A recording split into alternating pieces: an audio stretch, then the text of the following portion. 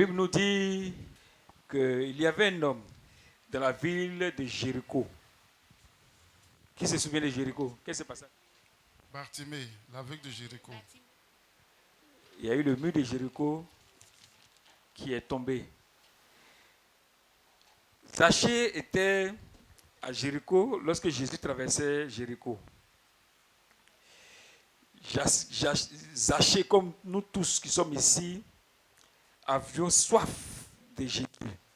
Nous voulons nous approcher de Jésus, nous voulons parler à Jésus, nous voulons être dans l'intimité de Jésus. Mais Zachée était confronté à une situation, à un problème. La Bible nous dit qu'il y avait deux obstacles devant Zachée. Donc, Zachée était confronté à deux situations, comme nous tous d'ailleurs. Zachée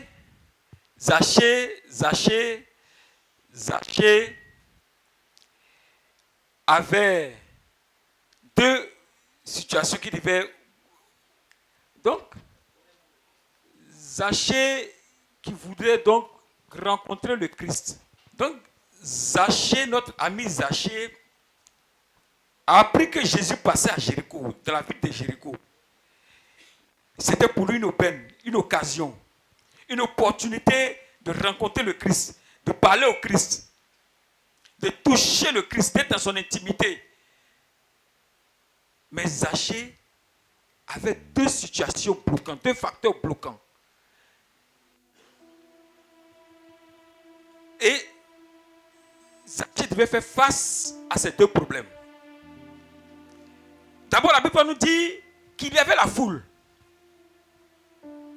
Donc la foule empêchait Zachée de voir le Christ. Et en même temps qu'il y avait la foule, la Bible nous dit qu'il était de petite taille.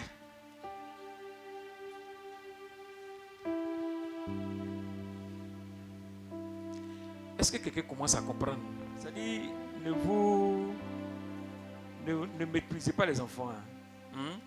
Les enfants ont un subconscient plus développé que la conscience, contrairement à l'homme adulte.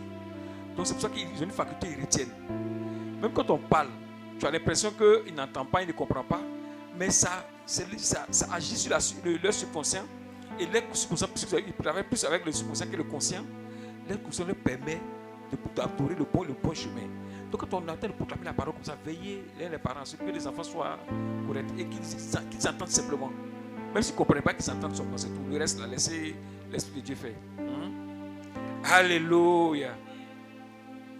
Donc Zachée était confronté à deux situations. Sa taille et la foule. Hier, je disais à une soeur qui est venue à l'écoute, qui disait non que il y a un prophète qui a dit que sa maman avait eu à faire dans le passé des pratiques, ce qui faisait que ça jouait sur eux, sur toute la famille. Il y avait des blocages, ils n'arrivaient pas à avancer. J'ai dit, ok, on suppose même que ce que le prophète a dit là, c'est vrai. Elle a fait des pratiques. Maintenant, toi, qu'est-ce que toi tu fais pour sortir de cet engrenage-là? Parce qu'il est toujours facile de dire que la faute vient des autres, que le problème c'est les autres. Mais qu'est-ce que toi tu fais? La Bible qui te dit que toi, je t'ai donné le pouvoir de marcher sur les serpents et sur les scorpions, sur toute la puissance de l'ennemi, et rien ne pourra t'atteindre. Qu'est-ce que tu fais de ce pouvoir? Mais le diable, lui, continue. Le diable, il fait ce qu'il a à faire. Mais toi, en tant que fils de Dieu, qui est revêtu de cette autorité, de ce pouvoir-là, qu'est-ce que tu fais? C'est trop facile. Non, maman, je lui ai même donné mon exemple. J'ai dit ce que tu as vécu là, nous, on a vécu ça aussi. Moi, au décès de mon père, à ce moment, ma mère n'était pas encore chrétienne. Mais elle nous a fait promener chez les féticheurs. Il a dit même que moi-même, on allait, on envoyait quand même à Lakota, voir il y avait un grand féticheur, on appelle Zérédi. Hein? Zérédi. Oui. Je l'ai dit, c'est dit, maman même, après nous, on était petit. Hein? Mon père est décédé dans les années 80, 82, 83. Il y a beaucoup de gens qui n'étaient pas nés même. Voilà. Hein? Donc, ma maman n'était pas chrétienne. Et donc, dans la peur que les jeunes fassent du mal à cause de l'héritage, ben, nous a fait promener, on allait voir ce qu'elle fait, on n'a pas vu. Mais est-ce que ça nous a empêché de réussir? Est-ce que ça a été un facteur bloquant? Non. Mais tu es revêtu de l'autorité, de la puissance de Dieu. Pourquoi tu t'assois encore pour dire non, c'est ce que maman a fait là, c'est ce que maman a fait, Il dit, mais le prophète qui a vu ça là, pourquoi il ne casse pas ce pouvoir là? Pourquoi il va s'asseoir devant une mère et puis il dit, il faut avouer, et puis ses enfants sont là, il faut avouer, là. Je dis, mais attendez, pourquoi vous mettez sur des malédictions? Un homme de Dieu là, c'est l'onction qu'il a reçue là. C'est pas ça qui le caractérise. Hein. Ça c'est un don, c'est une grâce. Mais c'est la sagesse, son caractère. C'est ça qui fait l'homme de Dieu. C'est pourquoi Paul peut dire que j'assujettis mon corps, je maltraite mon corps, pour que après avoir prêché aux autres, je ne sois pas moi-même disqualifié. Parce que tu peux prêcher aux autres, tu peux prophétiser, tu peux tout faire et puis être disqualifié. Donc la sagesse voudrait que cet homme-là, qu'il reçoive la main et qu'il parle en tête à tête. Je lui ai dit, mais la dernière fois que tu es venu ici, j'ai reçu ta maman là. Tu m'as vu parler de quelque chose devant vous. Je vous ai reçu individuellement à mon bureau. J'ai parlé à ta maman, je sais ce que le monde s'est dit. Et elle me dit donc que c'est qu'elle a fini de parler avec moi. Et que depuis le prophète lui dit d'avouer, n'avoue pas qu'elle est partie. 2 jours après, c'est là qu'elle a avoué. Je dis, mais pourquoi elle vient me rencontrer? Et puis maintenant, ce qu'elle ne peut pas dire depuis combien d'années là, vous poursuivez, puis moi qu'elle vient, elle dit. Pourquoi? Il y a la sagesse. Il y a la sagesse de l'homme de Dieu. On ne n'humilie pas une mère devant ses enfants. Sous prétexte qu'elle est sorcière. C'est quoi tout ça? Et puis c'est même pas la sorcellerie. Elle a fait de cette pratique-là. Comme le moment où aussi. Parce que tu n'étais pas en Christ. Donc chez elle, c'est une manière de protéger l'enfant. Donc tu ne peux pas blâmer une mère. Mais qu'est-ce que toi tu fais? Et quand je lui ai dit maintenant, voilà ça là, ferme-la là. Mais si tu ouvres là. Mais c'est ça qui fait qu'il y a problème. C'est pas maman là. Quand nous on a commencé à suivre le Christ et qu'on a tout fermé là, hein? Les milliers de copines qu'on avait, on avait demandé pardon pour on les a laissées là. Que les portes sont fermées là. Est-ce qu'il y a pouvoir de quelqu'un encore sur nous? Arrêtons. Zachée était confronté à ces problèmes. Zachée était coup d'état. Est-ce que Zachée peut se lever et dire bon, j'ai grandi, il va grandir? C'est fini. C'était un facteur bloquant pour lui. Naturellement, il n'était pas grand. Zachée, en temps normal, ma fille, Zachée ne pouvait pas voir le Christ. Parce qu'il y avait la foule devant lui. Et c'était des personnes de grande taille. Zachée était bloqué. Mais Zachée ne s'est pas assis pour dire non, Seigneur, tu vois, je ne peux pas te croiser parce qu'il y a trop de monde devant moi. Il y a une foule, les gens sont grands. Je suis petit de taille. Seigneur, tu as vu, c'est à cause de toi. Tu m'as donné, tu as fait de moi. Je suis petit de taille, tu as vu maintenant. Je ne peux même pas te voir. Est-ce que vous avez vu Zachée se planifier? Non. Zachée sait que de sa petite taille, il y a une intelligence que Dieu lui a donnée. Il peut surmonter sa situation, son problème. Il peut se lever dans les airs, être même plus grand que ceux qui étaient devant lui. Zachée ne s'est pas plaint. Zachée n'a pas accusé les autres. Vous me barrez, vous m'empêchez de voir le Christ. Pourquoi vous êtes ingrat? Pourquoi vous êtes égoïste? Pourquoi vous ne pensez qu'à vous seul? Zachée n'a pas pleuré. Zachée cherchait à contourner la situation à son profit. Qu'est-ce que Zachée va faire? Il va voir un arbre. Mais l'arbre était là. L'arbre n'est pas apparu parce que Zachée est coup de taille. Mais l'arbre existait déjà. L'arbre était en position. L'arbre était là. Zachée était à côté. Zachée a vu l'arbre. Et il a compris que l'arbre pouvait l'aider à être au-dessus de la mêlée.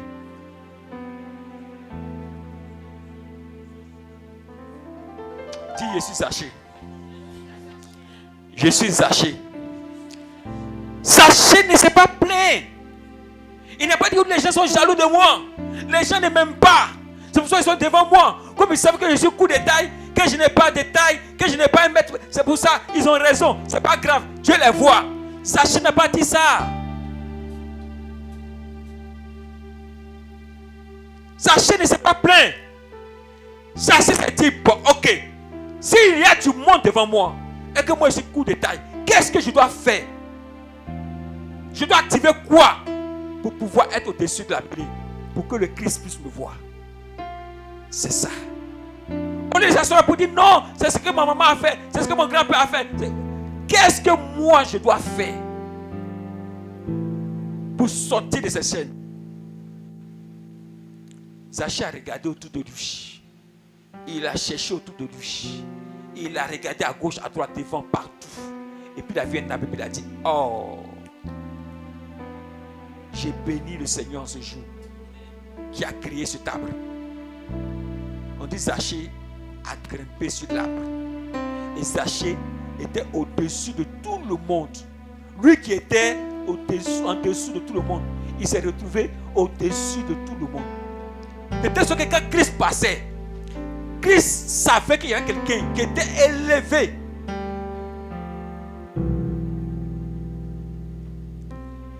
Quand vous lisez, Zaché n'a pas appelé.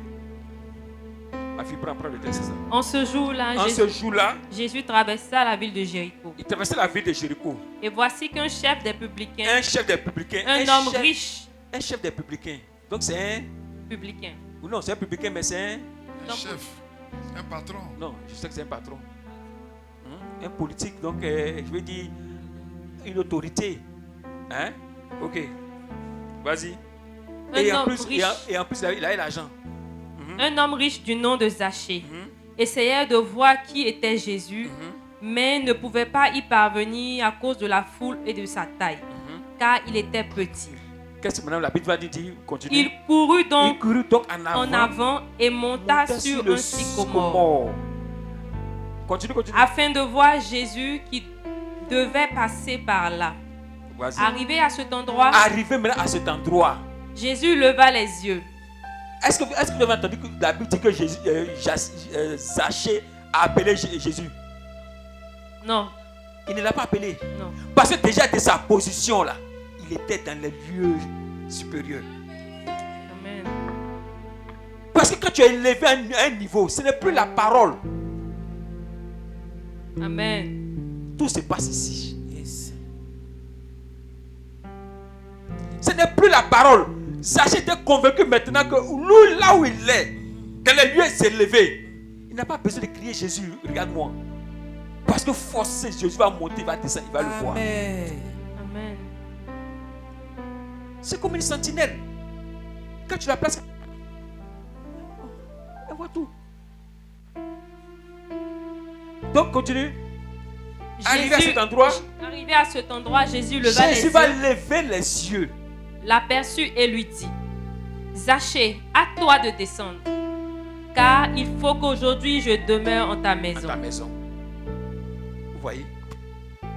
Celui qui était petit de taille, qui au départ n'était pas sûr d'être vu par Jésus, d'être appelé par le Christ. Il était derrière. Tous les gaillards, les gens qui se prenaient pour des gens importants. Non, moi ici prophète. Non, moi ici prêtre orthodoxe. Non, moi j'ai l'onction. Moi ici un Dieu à cuire. Non, moi je suis un mystique. Zaché a compris le secret. Il devait surmonter l'obstacle. Et il devait surmonter sa petite taille. Dès qu'il a vu le sycomore, qu'il est monté et qu'il s'est élevé, Christ lui-même, la Bible dit, a levé les yeux et a vu Zaché, sans que Zaché ne l'interpelle. Il a dit: descends, maintenant là, j'irai chez toi. Est-ce qu'il avait prévu d'aller chez Zaché quand il passait à Jéricho? Non. C'est-à-dire, quand tu es dans les lieux élevés avec Christ, frère, Christ est en toi et tu es en Christ. Amen. Donc toutes les choses passées Ce que ta maman a eu à faire devient caduc dans ta vie. N'a Amen. plus de pouvoir dans ta vie. Amen.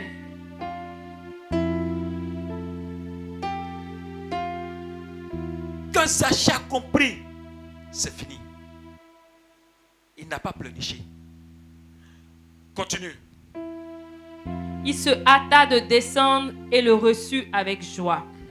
Ce que voyant tous murmuraient et disaient, c'est chez un pécheur qu'il est allé loger. Mais Zaché résolument dit au Seigneur, Au Seigneur. Voici. Regardez.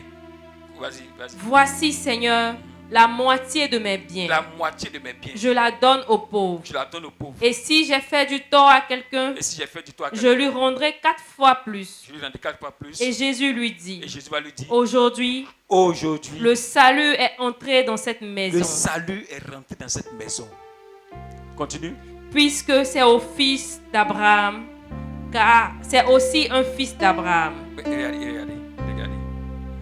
Avant que Zaché ne fasse l'offrande, cette offrande dont je parle de l'alliance, avant qu'il ne fasse l'offrande, il n'était pas fils d'Abraham. Si. Hein? Qu'elle a dit, Zaché, descends, je vais aller chez toi là. À ce moment, il n'était pas encore fils d'Abraham. Si. Quand il a libéré l'offrande, regarde ce que Jésus dit, reprends la phrase là. Jésus lui dit, aujourd'hui, le salut est entré dans Le cette salut est maison, rentré. Il rappelle. puisque Puisque- c'est aussi un fils d'Abraham. Donc tu es aussi le fils de l'alliance. Amen. Parce que l'alliance, il a su activer l'alliance. On peut être fils, nous tous. C'est la même chose comme l'héritage. Ton père peut mourir, ta maman peut mourir, te laisser des biens. Mais automatiquement, ça ne vient pas pour toi. Ça ne vient pas pour toi. Hein. Tant que tu n'es pas allé faire un acte d'hérédité pour prouver. Et ensuite, maintenant, aller voir un notaire pour pouvoir mettre tout ça à ton nom. Ce n'est pas pour toi. Or, dès le décès de ton truc, je veux dire légalement, légalement, mais quoi? C'est pour toi. C'est pour toi. Mais pour que la société reconnaisse c'est pour toi là, il te faut aller faire un acte d'hérédité pour montrer que tu es descendu de telle la personne et que maintenant tu as changé les biens à ton nom et que maintenant c'est pour toi. Et là tu peux jouir de tout ce bien là. Amen. Oh, c'était pour toi. Quand tu n'avais pas fait tout ça, mais c'est pas pour toi, hein, c'est pour toi. Mais tu ne peux pas jouir de ça. Donc, laisse qu'il a activé l'alliance. Maintenant, on lui rappelle qu'effectivement, tu es un fils d'alliance, Abraham. Ça, c'est pour le jeudi prochain. C'est sur ça même que je vais développer. Alléluia. Dieu, je suis Zaché. Je suis Zaché. Je suis Zaché. Je suis Zaché. Frères et sœurs bien-aimés dans le Seigneur, aujourd'hui, j'aimerais que chacun prenne conscience de ce que nous sommes et de ce que Dieu a mis en nous le pouvoir de changer toute situation. Les pères, les mères peuvent avoir fait quelque chose. Les arrière-grands-pères peuvent avoir fait. Mais qu'est-ce que nous, on a eu à faire ou à ne pas faire pour que cela puisse toujours nous influencer?